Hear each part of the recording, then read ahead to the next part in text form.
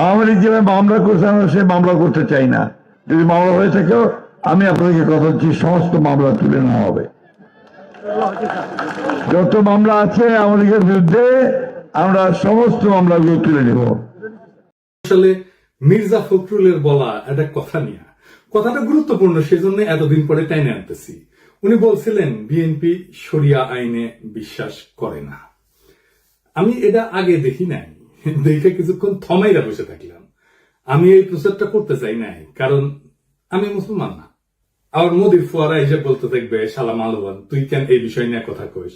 তুই বাংলাদেশের মুসলমানদের মনকে বিষাক্ত করে দিতেছিস, তুই দেশকে অশান্ত বানায় রেখা ইন্ডিয়া লাভ করে দিতেছিস, তুই শালা রয় রেজেন। কিন্তু বাধ্য এক করতে হইল, কারণ বাংলাদেশের মানুষ এক মহাবিপদের সামনে পড়ছে। এই সমস্ত ভীরু কাপুরুষ ইন্ডিয়ার পশ্চিমের সামনে নত জানু রাজনৈতিক নেতা এবং দলের নেতাদের কারণে। মির্জা ফখরুল যে বিয়া করেছিলেন সেটা শরিয়া আইনে না, কাজী অফিসে যে বিয়া হয় সেটা শরিয়া নিকাহ শর্ত পূরণ করে এবং একই সাথে রাষ্ট্রীয় আইনের স্বীকৃতি দেয়। অর্থাৎ কাজী অফিসের নিকাহ আসলে শরিয়া প্লাস সিভিল আইনের কম্বিনেশন। শরিয়া আইনে বিশ্বাস মুসলমানদের জন্য আবশ্যিক।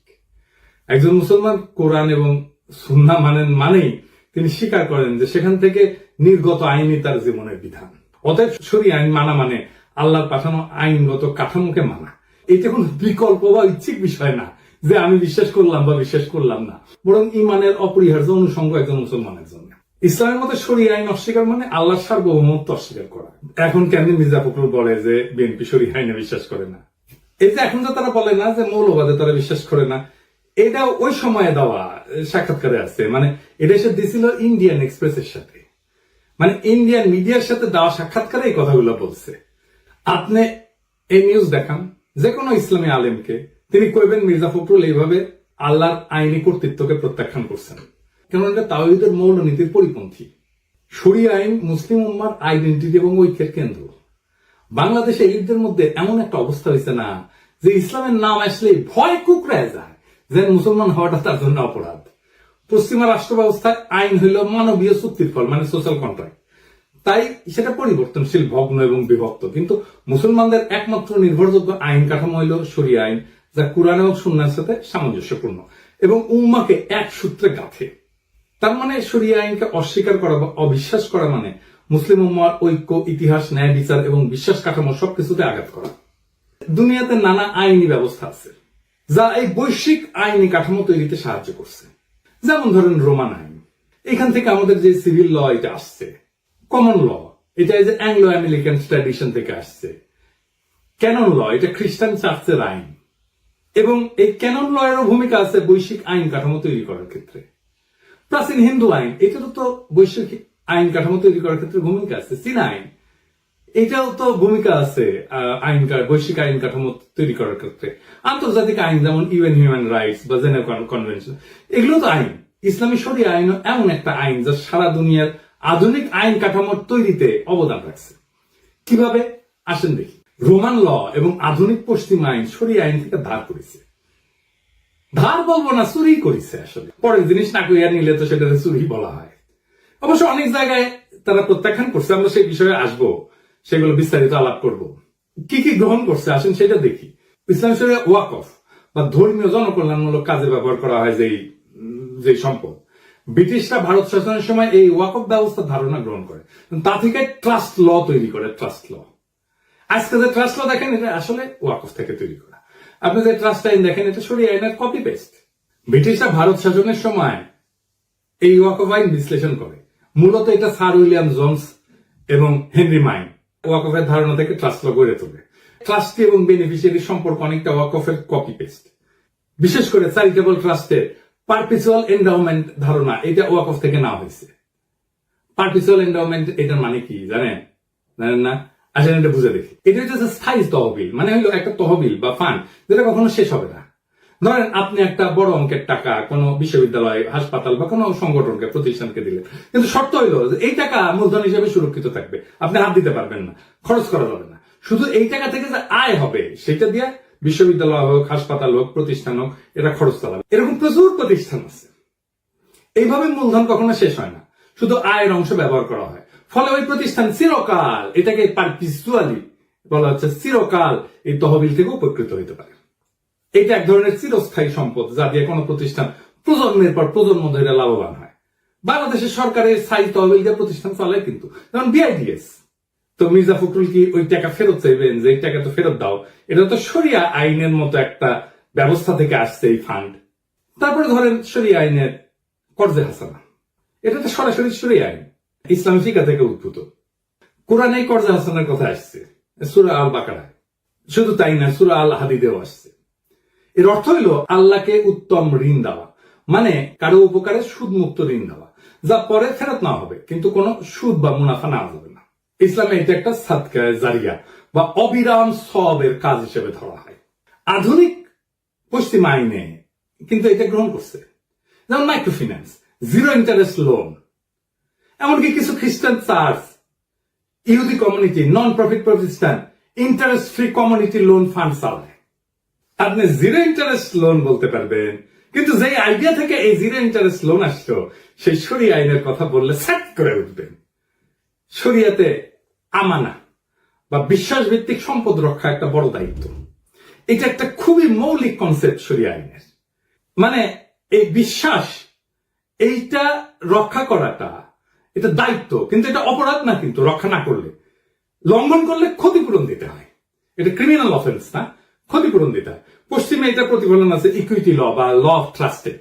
এই ল অফ ট্রাস্টের ধারণাটা এই বিশ্বাস ভিত্তিক দায়িত্ব থেকে উদ্ভূত। ট্রাস্টিদের উপরে আস্থা রক্ষার আইনি বাধ্যবাধকতা প্রতিষ্ঠিত হয়, এটা আসছে শরিয়া থেকে, এবং এটা ভাঙলে তাকে ক্ষতিপূরণ দিতে হবে। তারপরে ধরেন মিরাস আইন, যেটাকে স্ট্রাকচার ইনহেরিটেন্স বলা হয়, যেটা নিয়ে সেকুলারদের প্রচুর চুলকানি। ইসলামী উত্তরাধিকার আইন ছিল প্রথম ব্যবস্থাগুলোর মধ্যে একটা, যেখানে নারী, শিশু, স্ত্রী, দুঃসম্পর্কে আত্মীয় সবাই নির্দিষ্ট অংশ পেত। রোমান ল কিন্তু ছিল এটা পিতৃতান্ত্রিক, এটা নিয়ন্ত্রণ ছিল পিতৃতান্ত্রিক নিয়ন্ত্রণ ছিল। কিন্তু আধুনিক সিভিল কোড এবং ফ্রান্সে এই শরিয়া আইন থেকেই এই ধারণাটা নিয়ে কোড নেপোলিয়ান বা জার্মানিতে বিজিবি এই আইন তৈরি করা হয়। গণিত ভিত্তিক উত্তরাধিকার অনেকাংশেই এটা ইসলামী শরিয়ার কাছাকাছি। নেপোলিয়ান যে আইনটা করছিলেন ফ্রান্সে, আসলে এটা একটু মিলাই দেখি শরিয়া আইন। কোড অফ নেপোলিয়ান এটা 1804 সালে ফ্রান্সে এটা প্রতিষ্ঠিত হয় এবং বিজিবি নামে 1900 সালে জার্মানিতে প্রতিষ্ঠিত হয়। তো এটা মিল কোথায়? যেমন ফিক্স শেয়ার, মানে বৈধ উত্তরাধিকারদের ফিক্স শেয়ার ইসলামী আইনে নির্ধারিত অংশে, যেমন ফরজ ফারায়েজ, ফরাসি কোডে এটাকে বলা হয় রিজার্ভ হেরিডিটারি। কিছু অংশ সন্তানদের জন্য সংরক্ষিত, আপনি ইচ্ছা করলেও সেটা বাতিল করতে পারবেন না। সন্তান এবং স্ত্রীর জন্য একটা প্রায়োরিটি আছে ইসলামও, স্ত্রী, স্বামী, সন্তান, পিতামাতা এদের অংশ সুনির্ধারিত। এই নেপোলিয়ান কোডেও স্পাউস মানে স্ত্রী এবং লেজিটিমেট চাইল্ড, বৈধ সন্তান, এদের জন্য লিগাল মিনিমাম একটা ইনহেরিটেন্স ধার্য করা হয়েছে। এবং ম্যাথমেটিক্যাল প্রিসিশন আছে ইসলামে, অঙ্ক করে ভাগ করে দেওয়া। নেপোলিয়ান সিস্টেমে এই বন্টনটা নির্দিষ্ট ক্যালকুলেশনের মাধ্যমে নির্ধারিত হয়। মানে ধরেন যদি একজন স্ত্রী এবং 2 সন্তান থাকে, তাহলে কার অংশ কত হবে, স্ত্রী কত পাবে, সন্তান কত পাবে, সেটা আইন দিয়ে নির্ধারিত এই নেপোলিয়ান লয়। তারপরে ধরেন উইল করার ক্ষমতা। ইসলামে কিন্তু উইল করে সম্পদের সর্বোচ্চ 1/3 বিতরণ করা যায়, তার চেয়ে বেশি না। বাকি অংশ আইন মাফিক বন্টন করা হবে তার উত্তরাধিকারদের সাথে। নেপোলিয়ান কোডেও আপনি উইল করে কেবল নির্দিষ্ট অংশ বিতরণ করতে পারবেন, বাকিটা আইনের নির্ধারিত অংশ অনুযায়ী হবে। তারপরে ধরেন টর্ট আইন বা দিয়া, সিভিল কম্পেনসেশন যেটাকে বলা হয়, এটার ঐতিহাসিক শিকড় কিন্তু শরিয়াতে। শরিয়াতে ইচ্ছাকৃত ক্ষতি বা অনিচ্ছাকৃত মৃত্যুর জন্য ক্ষতিপূরণ, যেটাকে বলে দিয়া। পশ্চিমেও টর্ট ল বা ডেরিট, এটা তৈরি হয় এই ধারণা থেকে, কারো উদ্দেশ্যে কেউ ক্ষতিগ্রস্ত হইলে ক্ষতিপূরণ দিতে হবে। যদিও শরিয়াতে ব্লাড মানে এটা নির্ধারিত, কিন্তু পশ্চিমে এটা আদালতের বিবেচনায়। তবু মৌলিক নীতিতে কিন্তু মিল আছে। এইবার আসেন পশ্চিমারা কি নিয়ে হাউকাউ করে। আমি সবকটা নিয়ে আলাপ করবো না, দীর্ঘ হয়ে যাবে, তবে একটা নিয়ে আলাপ করব, সেটা হচ্ছে সাক্ষ্য নিয়ে। নারীদের সাক্ষ্য দেওয়া অর্ধেক গণ্য হওয়া নিয়ে পশ্চিমারা শরিয়া আইন অনুসারে নারীর সাক্ষ্য অর্ধেক গণ্য হওয়া এটাকে গ্রহণ করে না। শরিয়ায় নির্দিষ্ট ক্ষেত্রে, সব ক্ষেত্রে না কিন্তু নির্দিষ্ট ক্ষেত্রে, যেমন আর্থিক লেনদেনের ক্ষেত্রে নারীর সাক্ষ্য পুরুষের অর্ধেক, এটা সত্য। পশ্চিম আইন নারী পুরুষের সাক্ষ্যকে সমান মর্যাদা দেয়, সেজন্য ওরা বলে এই শরিয়া আইন এটা জেন্ডার নিউট্রাল না, নারীকে ক্ষমতাকে খর্ব করা হয়েছে, নারীকে অসম্মান করা হয়েছে। ইসলামী শরিয়াতে নির্দিষ্ট কিছু ক্ষেত্রে নারীর সাক্ষ্য পুরুষের তুলনায় অর্ধেক, এটা বিধান আছে, বিশেষ করে আর্থিক লেনদেন সংক্রান্ত বিষয়। এটার আবার কতগুলো কারণ আছে। একটা হইতেছে সাংঘর্ষিক পরিবেশে নারীর ঝুঁকি কমানো, প্রোটেক্টিভ লজিক এটা। মানে ইসলামী সমাজে নারীদের দায়িত্ব কিন্তু মূলত পরিবার কেন্দ্রিক। বিচারালয় বা আদালতে উপস্থিত হওয়া ছিল এক ধরনের সামাজিক অস্বস্তির বিষয়, এখনো তাই। এমনকি পশ্চিমা সমাজও তাই। তাই আর্থিক বা অপরাধমূলক মামলায় নারীদের বাধ্যতামূলক সাক্ষী না বানায় সহযোগী সাক্ষী হিসেবে রাখা হয়েছে।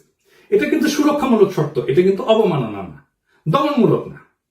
মনস্তাত্ত্বিক এবং আবেগজনিত পার্থক্য আছে। অনেকে বলেন, যেমন ধরেন সাধারণত নারীরা বেশি সংবেদনশীল হয়, আবেগপ্রবণ হয়, তাই কোনো চাপে বা ভুল ব্যাখ্যার ঝুঁকি থেকে দ্বিতীয় নারী সাক্ষী রাখার মাধ্যমে স্মরণ করে দেওয়ার একটা পদ্ধতি নির্ধারিত হয়েছে। এবং আমরা দেখব যে আধুনিক পশ্চিমা আইনেও এটাকে অনুসরণ করা হয়েছে। আমরা একদম তাই মিলাই দেব। তো এইটা কিন্তু নারীকে অযোগ্য বলা না, বরং মানসিক এবং সামাজিক প্রেক্ষাপট বিবেচনায় ন্যায্যতা নিশ্চিত করার চেষ্টা। আর নারীর সাক্ষ্য তো সব ক্ষেত্রে অর্থিক না। যেমন ধরেন ধর্ষণ, প্রসব, নারীর শারীরিক অবস্থা ইত্যাদি ক্ষেত্রে নারীর একক সাক্ষ্যই যথেষ্ট। সুদ, চুরি, হত্যা এই সমস্ত অপরাধে সাক্ষ্য হয় গ্রহণযোগ্যভাবে, নিরপেক্ষভাবে। শুধুমাত্র আর্থিক চুক্তি এবং দলিল এই ক্ষেত্রে দ্বৈত নারীর সাক্ষ্য প্রয়োজন হয়। আরো কারণ আছে, যেমন নারীকে সাক্ষ্যদানে বাধ্য না করা, এটা হচ্ছে বার্ডেন রিডাকশন। এটার অর্থ কি? ধরেন ইসলামে সাক্ষ্যদানের দায়িত্বকে এক ধরনের সামাজিক এবং নৈতিক বোঝা হিসেবে দেখে। নারীকে এই দায় থেকে পুরোপুরি অব্যাহতি না দিয়া সহযোগী করে রাখার মাধ্যমে তার উপরে চাপ কমানো হয়েছে। ইসলামে কিন্তু সাক্ষ্য মানে শুধু বলা না, ইসলামের সাক্ষ্য হচ্ছে একটা কসম এবং দায়বদ্ধতা, শাহাদা। ভুল সাক্ষ্য দিলে গুনাহ হয়, শাস্তিযোগ্য এটা। অর্থাৎ নারীর উপরে কম দায় চাপায় তাকে আইনি ভুলের ঝুঁকি থেকেও সুরক্ষা দেওয়া হয়েছে। এটা এক ধরনের রহমতমূলক বিধান। এটাকে লিঙ্গ বৈষম্য বলবেন? নারী সর্বক্ষেত্রে তো অর্ধেক না, ক্ষেত্রে ক্ষেত্রে নারী একক সাক্ষী হইতে পারে। এটা নারীর অযোগ্যতা প্রমাণ করে না, নারীর জন্য আলাদা সামাজিক ভূমিকা এবং দায় বিবেচনা কইরা এটা নির্ধারিত করা হয়। এটা আধুনিক মানবাধিকার পরিপন্থীও না, বরং ইসলামে কিন্তু সমতা না, ইসলামে বলা হয় জাস্টিস, ন্যায় বিচার, ইনসাফ। তাই সবাইকে সমান বলা না, উপযুক্ত দায়িত্ব দেওয়াটাই উদ্দেশ্য। আসেন আরেকটু বুঝে দেখি ইসলামের ধারণার আরেকটু গভীর দর্শন নিয়ে আলাপ করি। ইসলামের ন্যায় বিচার মানে সবার সাথে একরকম আচরণ না, বরং যার যা দায়িত্ব তার জন্য সেই অনুযায়ী বিধান। তাই সাক্ষ্য দেওয়ার দায়িত্ব প্রেক্ষাপট ভিত্তিক ভাবে নির্ধারিত। ইসলামী সমাজে আদিকাল থেকে সমাজে আদালত ছিল হিস্টোরিক্যালি পুরুষ শাসিত, কঠোর এবং জনসমাগমপূর্ণ স্থান। নারীদের জন্য আদালতে গিয়ে অচেনা পুরুষদের সামনে যুক্তি, স্মৃতি, প্রশ্নোত্তর, জেরা এই সমস্ত ছিল সামাজিকভাবে অস্বস্তিকর এবং সম্ভাব্য অপমানজনক। তাই শরিয়া বলছে যে একজন নারী একা সাক্ষ্য না দিয়ে আরেকজন নারী থাকুক, যেন ভুল হইলে সে স্মরণ করাই দিতে পারে। এটা নারীর জন্য মানসিক সুরক্ষা।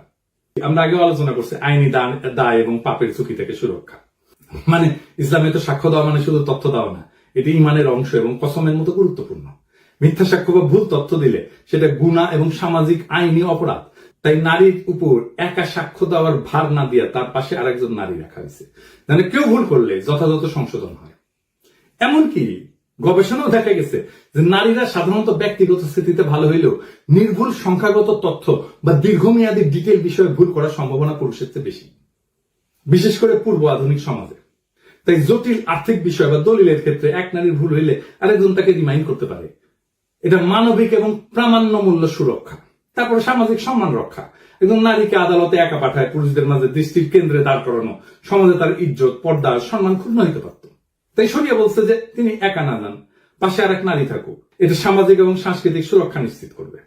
আবার দেখেন পুরুষরাও কিন্তু শরিয়া আইন অনুযায়ী একা সাক্ষ্য দিতে পারেন না কিছু কিছু ক্ষেত্রে, যেমন ব্যভিচার। এর জন্য 4 জন দরকার সাক্ষ্য পুরুষের। তো নারীর সাক্ষ্যের মূল্য নাই এই কথাটা তো খোদা শরিয়া বলেনি, বরং ক্ষেত্র বিষয়তে ন্যায়পূর্ণ, ভারসাম্যপূর্ণ করছে। এখানে নারীকে দুর্বল বা অযোগ্য ধরে নেওয়া না, বরং তার সামাজিক অবস্থান, মানসিক চাপ, ধর্মীয় দায় এবং সম্মান সবকিছুকে সম্মান করে তাকে একা না সহযোগী রেখে সাক্ষ্যদানে যুক্ত করা হয়েছে। এই যে ইসলামী শরিয়ার একটা ব্যতিক্রমী দৃষ্টিভঙ্গি নারীর প্রতি, এইটা আধুনিক আইনি কাঠামোর জেন্ডার নিউট্রাল ইকুয়ালিটির ধারণা হচ্ছে কনটেক্সচুয়াল জাস্টিসের এখানে বেশি জরুরি। এমনকি ফেমিনিস্ট আইন বা আমাদের নারীবাদী আইনের কোন ধারণার সাথে শরিয়ার কোন কোন বিধান সমান্তরাল বা সমরূপ। আমরা তো বলছি যে ইসলামী শরিয়া অনুযায়ী আর্থিক চুক্তিতে দলিল সংক্রান্ত সাক্ষ্যে নারীর একক সাক্ষ্য না হয় না, 2 জন নারীকে সাক্ষ্য দেওয়ার বিধান আছে। এই সুরক্ষার ধারণাটা আধুনিক ফেমিনিস্ট লিগাল থিওরির অন্যতম গুরুত্বপূর্ণ ধারণা। সাবস্টেন্সিভ ইকুয়ালিটি এইটা সমান্তরাল। সাবস্টেন্সিভ ইকুয়ালিটি কি বলে? আইনি সমতা মানে সমানকে একভাবে দেখা না, বরং প্রেক্ষাপট বুঝে ন্যায্য আচরণ। একই কথা তো শরিয়া বলছে। শরিয়াত নারীর সাক্ষ্যকে মূল্যহীন করেনি, বরং প্রেক্ষাপট ভিত্তিক সাক্ষ্য প্রমাণ প্রক্রিয়ায় তাকে একটা নিরাপদ কাঠামোর মধ্যে রাখছে। আধুনিক ফেমিনিস্ট আদালতও আজকে ভালনারেবল উইটনেস অর্থাৎ নারীদের জন্য একই রকম সুরক্ষামূলক কাঠামো আছে। যেমন ধরেন উইটনেস অ্যাডভোকেট সাপোর্ট, নারী সাক্ষীকে ভয়মুক্ত রাখার জন্য একটা বিশেষ প্রক্রিয়া। বাংলাদেশেও এই আইন আছে, সাক্ষী সুরক্ষা আইন। তারপরে ফেমিনিস্টরা বলে ট্রমা সেনসিটিভ কোশ্চেনিং বা ক্লোজড কোর্টরুম প্রসিডিউরস, শরিয়া বিধানে নারী যেন একা সাক্ষ্য না দেয়, ভুল হলে অপর নারী যেন স্মরণ করে দেয়। এই ব্যবস্থাটা সরাসরি কিন্তু সমান্তরাল। ভিকটিম সাপোর্ট অ্যাডভোকেট থাকে কিন্তু ফেমিনিস্ট এই আইনে, আধুনিক আইনে এই ব্যবস্থার সাথে।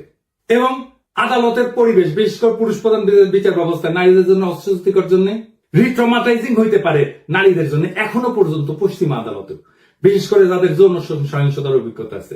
সেই জন্য ফেমিনিস্ট জুরিসপ্রুডেন্স বলে এই সমস্যাটাকে judicial gaze and retraumatization of female witness.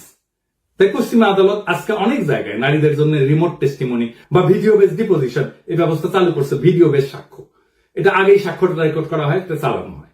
শরিয়া এই সমস্যাকে অনেক আগে থেকে উপলব্ধি করিয়া নারীদের আদালতে একা সাক্ষ্য দেওয়া থেকে রক্ষা করছে এবং তাকে সহযোগী সাক্ষী বানায় তার মানসিক চাপ হ্রাস করছে।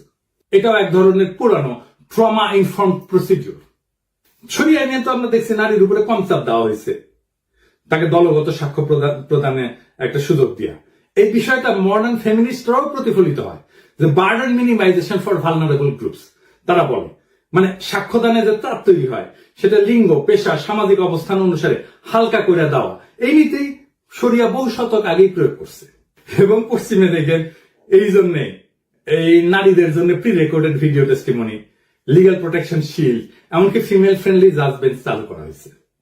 আর শরিয়া তো সেই 1400 বছর আগে নারীদের কোর্টরুম ট্রমা থেকে বাঁচাতে বলছে। রে ভাই, এই কোর্টরুম ট্রমার কথা তো 1400 বছর আগে বলছে, এইটা এখন অপরাধ হয়ে গেছে। তো এই নীতির মূল কি লক্ষ্য হইলো? এটা নারীর বিরুদ্ধে তো না, তার জন্য সাপোর্টিভ লিগাল স্পেস নিশ্চিত করা। এমনকি আমেরিকাতে অনেক রাজ্যে, বিশেষ করে এই যে ডোমেস্টিক যে ভায়োলেন্স, এই মামলায় নারীরা আদালতে না গিয়ে ভিডিওর মাধ্যমে সাক্ষ্য দিতে পারে এবং তাদের জন্য ভিকটিম লেয়াজ অফিসার থাকে যে তার পাশে দাঁড়ায় থাকে সবসময়। আধুনিক ফেমিনিস্ট আদালত এখন নারীর কথা বিশ্বাসযোগ্য করার জন্য তাকে অতিরিক্ত সাহায্য দিচ্ছে, অথচ ইসলাম এই প্রয়োজনটাকে অনেক আগে চিনতে পারছিল, তবে ধর্মীয় ভাষায় এবং নৈতিক কাঠামোতে বলছে। তাই ইসলামের শরিয়ায় নারীর স্বাক্ষর বিধান এটা জেন্ডার বিভাজন, নাকি আধুনিক ফেমিনিস্ট লিগাল রিফর্মে যে সমস্ত gender sensitive trauma award equity based আইনি কাঠামো ব্যবস্থা তৈরি করছে সেটার মতোই। সেটা অনেক আগে সেই রাস্তায় আসছে, কেবল তার ভাষা এবং দৃষ্টিভঙ্গি ছিল ধর্মীয়। এইটাই শরিয়ার প্রেক্ষাপট ভিত্তিক ন্যায়ের শক্তি। আর উল্টা বুঝলি রাম, যার জন্য অ্যাপ্রিসিয়েশন পাওয়া দরকার ছিল সেটা দিয়া আপনারে ইন্ডিয়া বাড়িছে। আর আপনি মুখ বুঝে শোনেন, মির্জা ফখরুল যদি শরিয়া নিয়ে ডিটেলস গুলো জানতেন তাহলে তো বেকুবের মতো উত্তর দিতেন না। উনি কি বলতে পারতেন না নন মুসলিম দেশগুলোর তালিকা যেখানে শরিয়া আইন আংশিক ভাবে চালু আছে, যেমন ইথিওপিয়া, এটা তো খ্রিস্টান সংখ্যাগরিষ্ঠ দেশ, মুসলিমদের জন্য পারিবারিক আইন এবং উত্তরাধিকার শরিয়া আইন মোতাবেক চলে। এমনকি ইসরায়েলে, এটা তো ইহুদি সংখ্যাগরিষ্ঠ, মুসলিম নাগরিকের পারিবারিক এবং ব্যক্তিগত আইনে শরিয়া আদালত চলে ইসরায়েলে, এটা সরকার অনুমোদিত। এমনকি ভারতে এটা মুসলিম পার্সোনাল ল আছে না, বিয়া, তালাক, মোহর, মিরাজ, এই সমস্ত এটা আইনে স্বীকৃত। সিঙ্গাপুরে, এই যে সিঙ্গাপুরে, এটা তো বৌদ্ধ খ্রিস্টান সংখ্যাগরিষ্ঠ, এখানে শরিয়া কোর্ট আছে মুসলিমদের পারিবারিক বিষয় বিচার করার জন্য। কেনিয়া, এটা খ্রিস্টান সংখ্যাগরিষ্ঠ দেশ, এখানে খাদি কোর্স আছে মুসলিম পারিবারিক উত্তরাধিকার আইন নিয়ে রায় দেয়। ফিলিপাইনে ক্যাথলিক সংখ্যাগরিষ্ঠ দেশ, এটা মুসলিম স্বশাসিত অঞ্চলে শরিয়া আদালত কার্যকর আছে। এমনকি ইউকেতে, যুক্তরাজ্যে, এটা তো খ্রিস্টান সংখ্যাগরিষ্ঠ দেশ, এখানে শরিয়া কাউন্সিল আছে, ইসলামিক ট্রাইব্যুনাল আছে, এটা ঐচ্ছিক পারিবারিক সালিশ হিসেবে এটা ইউজ করতে পারে, ব্যবহার করতে পারে। অস্ট্রেলিয়া, এটা তো খ্রিস্টান সংখ্যাগরিষ্ঠ দেশ, এটা মুসলিম কমিউনিটির মধ্যে শরিয়া ভিত্তিক মধ্যস্থতা, এটা নন বাইন্ডিং, এটা চালু আছে। সেদিন দেখলাম এই যে গণ অধিকার পরিষদের রাশেদ বলছে আমাকে নিয়ে যে আপনি অনেক ইসলামিক মূল্যবোধের বক্তব্য প্রচার করেন, সে আপনি কেন আজও ইসলাম ধর্ম গ্রহণ করেননি? আমি বলি কি রাশেদ, হুদাই আমার কাছে লাগতে এসো না, নিজের মূর্খতা প্রকাশ করো না। দুনিয়াতে অমুসলিম ইসলামিক স্কলার নাই, তারা ইসলাম নিয়ে কথা বলে না, লেখালেখি করে না, গবেষণা করে না। এই যে ইগনাস গোলসিয়ার নাম শুনিস জীবনে? শোনো নাই, উনি হাঙ্গেরির লোক ছিলেন, আধুনিক ইসলামিক স্টাডিজের অন্যতম প্রতিষ্ঠাতা। হাদিস নিয়ে যত মৌলিক গভীর গবেষণা হয়েছে এই ভদ্রলোক করেছে। জোসেফ শাক্টের নাম শুনিস কোনদিন? ইসলাম শিক্ষা এবং শরিয়া আইন বিষয়ে গুরুত্বপূর্ণ গ্রাউন্ড ব্রেকিং গবেষণা করছে। আধুনিক যুগে মন্টেগমেরি ওয়াট নাম শুনিস? নবী করিম পিস বি আপন হিম, ওনার জীবন এবং ইসলামের প্রারম্ভিক ইতিহাস নিয়ে যে বিখ্যাত কাজটা সেটা ওনার করা। মুসলমান না হলে ইসলাম নিয়ে কথা বলা যাবে না, কোন নিষেধ আছে নাকি ইসলামে? তো তুমি তো মুসলমান, মির্জা ফখরুল মুসলমান, অন্তত নামে মুসলমান, তো পারো না কেন এমন একটা ব্যাখ্যা দিতে এতদিনেও সরিয়া নিয়া? পারো না জন্যই তো আমারে কইতে হয়, শুধু পারো না তা না, ওরা যা চায় ইন্ডিয়া যা চায় সেটা কইয়া আসো। রাজনৈতিক দল করছো, দূতাবাসের তো দাওয়াত টাওয়াত দাও, তো সবাই ডাকো একদিন দেখি হোটেলে, গণ অধিকার পরিষদের তরফ থেকে, খরচ আমি দিব, বলো আমরা সরিয়া নিয়ে গণ অধিকার পরিষদের অবস্থান ব্যাখ্যা করব, তারপরে সেটা ভিডিও করো, তুমি নিজে করো, দেখি কেমন পারো। আমি কেন মুসলমান হই না তার আগে দেখাও তুমি কোন মাপের মুসলমান হইতে পারছো। এটা একটা মুসলমান প্রধান দেশের রাজনৈতিক দলের নেতা হিসেবে তুমি কতটা যোগ্য সেটা প্রমাণ দাও আগে। তোমার মুসলমানদের ধর্মীয় আত্মপরিচয় রক্ষার, সাংস্কৃতিক পরিচয় রক্ষার পর্যাপ্ত ইসলামী জ্ঞান আছে কিনা তার পরীক্ষা দাও আগে দেখি। আমি তো চুপ হয়ে চাইতেই পারি যে কোনো সময়, কিন্তু দেখি তোমার হ্যাডম কেমন, তোমাদের হ্যাডম কেমন, দেখতেছি তো হ্যাডম। বাংলাদেশে 82% মানুষ ছড়িয়ে আনছে, জানো এটা? এটা 2015 সালের কথা। কেন চায় তারা মুসলমান? তাই চায় না, তারা এই জন্য চায় যে সমাজে ইনসাফ লাগে, তাছাড়া রাষ্ট্র চলে না, রাষ্ট্র টিকে না। তোমরা তো তোমাদের বালসালের আদালত, আইন, রাষ্ট্র এটা প্রতিষ্ঠা করতে পারো নাই, ইনসাফ প্রতিষ্ঠা করতে পারো নাই সমাজে, তাই মানুষ খোদার দরবারে ফরিয়াদ জানায়। একজন মুসলমান যখন বলে আমি শরিয়া আইনে বিশ্বাস করি না, সে তো আসলে শুধু একটা আইন, একটা ঐতিহ্য, একটা বিশ্বাস, একটা সভ্যতা এবং তার আত্মপরিচয়কে অস্বীকার করে। এই অস্বীকার শুধু ব্যক্তিগত মত না, বরং তা মুসলিম উম্মার অন্তর্নিহিত ঐক্যের ভিত কাঁপায় দেয়। মির্জা ফখরুল হয়তো ইন্ডিয়ার সাথে কৌশল করতে চাইছে, হয়তো তিনি ভাবছেন ভারত বা পশ্চিমের মনোভাব তুষ্ট করলে রাজনীতির সুবিধা পাওয়া যাবে, কিন্তু তিনি ভুলে গেছে নিজের ভিত্তি কাটলে কৌশল কিছু করতে পারে না, থাকে শুধু পতনের গর্ত। আজকে বাংলাদেশের কেউ শরিয়ার নাম নিলে তাকে মৌলবাদী বলা হয়, পশ্চাৎপদ বলা হয়, কিংবা লিবারেল দুনিয়ার শত্রু বলা হয়। অথচ আন্তর্জাতিক আদালত থেকে শুরু করে আধুনিক ফেমিনিস্ট আইনের ভিত পর্যন্ত বহু প্রভাব আজ ইসলামী শরিয়ার চিন্তা থেকে আসছে। কাজেই প্রশ্ন একটাই, আপনি শরিয়ার শত্রু নাকি অজ্ঞ? আপনি আত্মপরিচয়ের পক্ষে নাকি রাজনৈতিক গোলামীর খাঁচায় বন্দী? আপনি কাদের প্রতিনিধি, আপনার ধর্মীয় সংস্কৃতির নাকি আপনার প্রতিপক্ষে? শরিয়া মানে কেবল শাস্তি না কিন্তু, বরং তা একটা অন্তর্নিহিত ন্যায়ের ভাষা। আর এই ভাষা অস্বীকার করা মানে কেবল ধর্ম না, নিজেকে, নিজের সংস্কৃতিকে, সেটাকে অস্বীকার করা। যার ধর্ম তুমি ধারণ করো তার বিধানকে অপমান করিয়া তুমি কাকে সন্তুষ্ট করবা, আর কাদের কাছে নিজেকে বিকায় দিতেছ? এই প্রশ্ন ফুরাবে না যতদিন পর্যন্ত একজন নেতা দাঁড়ায় বলবে আমরা শরিয়াতে বিশ্বাস করি না। বাংলাদেশকে তার সংস্কৃতি, তার ধর্মের উপরেই দাঁড়াইতে হবে, সেটাই বাংলাদেশের নিয়তি, এবং সেইটাই বাংলাদেশের স্বাধীনতা, সার্বভৌমত্ব, আঞ্চলিক অখণ্ডতা এবং মানব সত্তার মর্যাদা রক্ষা করবে। ইনকিলাব জিন্দাবাদ।